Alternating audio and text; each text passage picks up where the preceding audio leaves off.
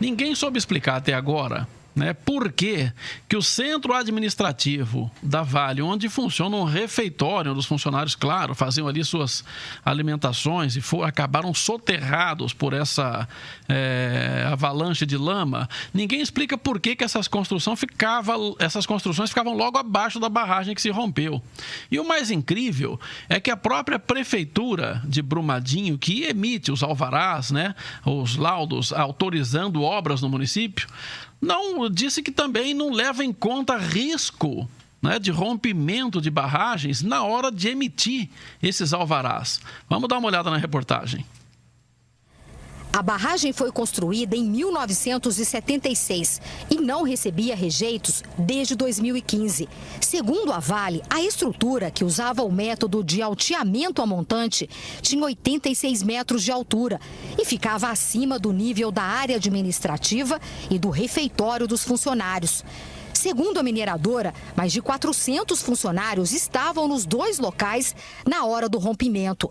Quando a barragem cedeu, varreu também a pousada Fazenda Nova Instância, que ficava a menos de 2 quilômetros do complexo. As construções estavam abaixo de uma grande área de represamento de rejeitos, expostas ao risco de um acidente. A prefeitura não soube informar se a pousada foi construída antes ou depois da instalação da mineradora em Brumadinho. A autorização para obras desse tipo é concedida pela Secretaria de Planejamento do município. Pelo menos 35 pessoas estavam no local quando a barragem se rompeu. O prefeito Avimar de Melo Barcelos disse que a licença para as construções, embora concedida pelo município, não leva em conta riscos que não sejam ambientais. Em nota, a Secretaria do Meio Ambiente de Minas Gerais comunicou que o refeitório não é passível de licenciamento ambiental. No entanto, o prédio já estava construído quando teve início o procedimento de licenciamento da mina do Feijão, mas reforça que tanto o refeitório quanto a pousada precisam de alvará de funcionamento da prefeitura. Muito bem. Então, Rose e Salomão, essa história da possibilidade aí de um laudo amigo fica mais ou menos, pelo menos a dúvida se isso de fato aconteceu, porque realmente todo mundo estava dependendo do laudo dos técnicos, né? A prefeitura não olhava isso, então se tem autorização tudo bem, da questão técnica lá da construção da barragem, aí a empresa também se baseia, né? O presidente da empresa vem a público dizer, a gente seguiu todas as orientações dos técnicos. Então, quer dizer, se esse técnico falhar, ou se ele tiver uma imperícia, ou se porventura tiver sido cooptado pelo poder econômico, aí tá todo mundo arrebentado, ferrado, né? O que me chamou a atenção na fala do Salomão foi quando o Salomão falou, até o prefeito daqui, ele tem um pouco de cuidado para falar da Vale, porque a economia, e eu li uma matéria que 60% da economia, ela depende da Vale ali nessa cidade, o próprio estado de Minas. Então, é muito arriscado, Sena, quando você deixa o poder econômico, ele decidir o que vai acontecer. O que nós temos hoje? Hoje nós temos 65 mortos e mais de 200 desaparecidos.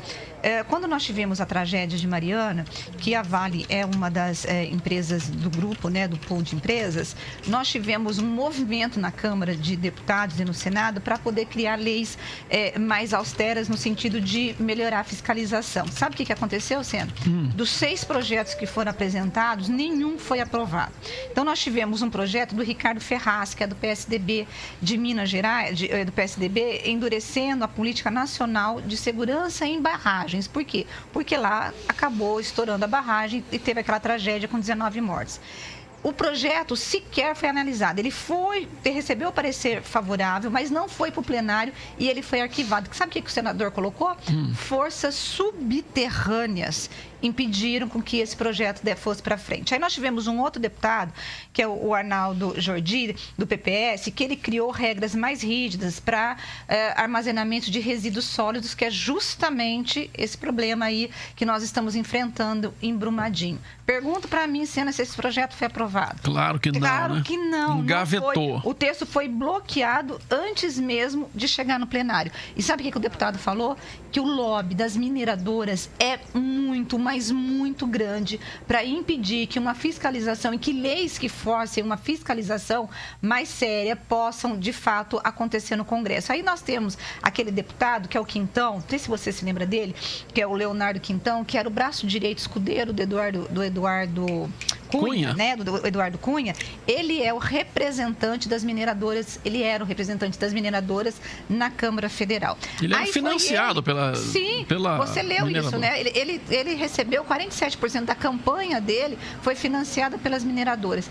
Ele foi o autor do projeto do código aí que fala sobre essa questão das mineradoras. Sabe onde foi feito o projeto? Num escritório cuja defesa, que defendia tanto a Vale quanto a BHP, que são mineradoras fortíssimas no Brasil. Ou seja, Sena, onde que está a independência em relação à legislação? Graças a Deus hoje, e isso me deixou feliz, foi publicado um decreto em que o governo brasileiro determinou que seja feita uma fiscalização em mais de 3 mil barragens. Nós temos mais de 7 mil barragens.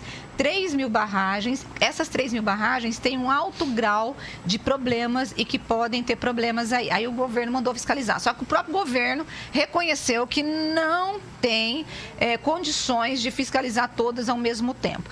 E uma outra coisa que eu gostaria de falar, não sei se você quer chamar o Salomão para botar o Salomão na conversa. Você vai mudar de assunto? Não, vou continuar aqui. Vamos lá. Só para colocar aqui.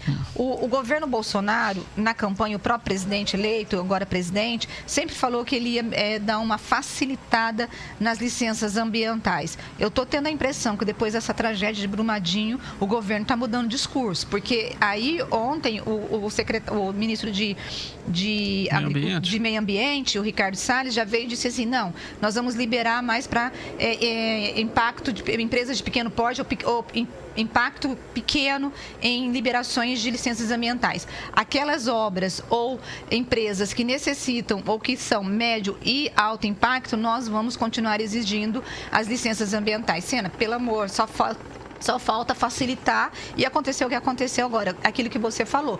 Se esses laudos, e foram presas 5 pessoas hoje, 2 da empresa, que é de auditoria lá, são 2 funcionários e 3 da empresa de auditoria. Se esses laudos foram feitos e ninguém fiscalizou nada, Sena, só botou uma assinatura para poder liberar a continuidade dessa barragem, e isso significar a morte de mais de 200, 300 pessoas, gente... Não, com certeza. Não dá para o Brasil continuar desse jeito. Tem que se aprimorar isso. Não dá. Aí é difícil.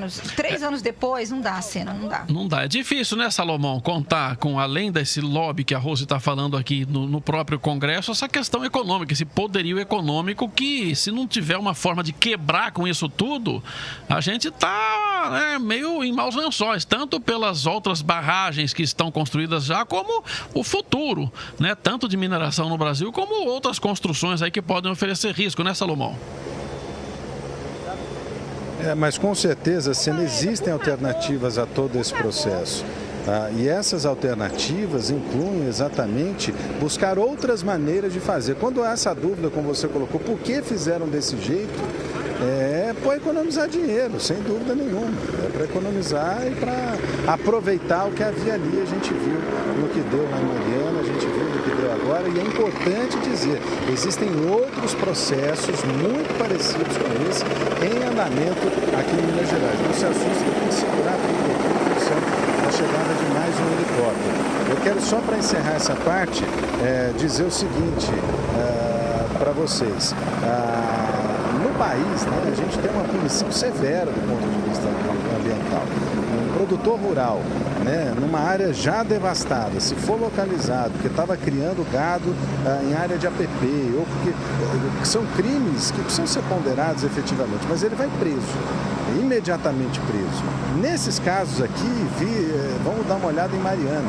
Acordo para ninguém ser punido, é isso, é aquilo, e a impunidade acaba alimentando esse tipo de tragédia, sem dúvida nenhuma, Sérgio.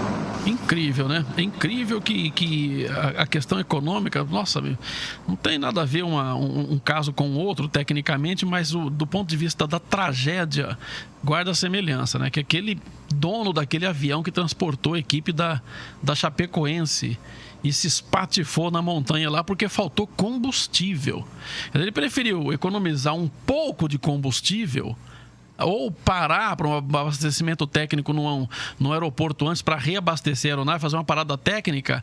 Ele preferiu assumir o risco de chegar no outro aeroporto sem combustível e matou todo mundo e ele próprio. Então, quer dizer, às vezes a economia sai caro. Foi o que justamente aconteceu em proporções ainda maiores.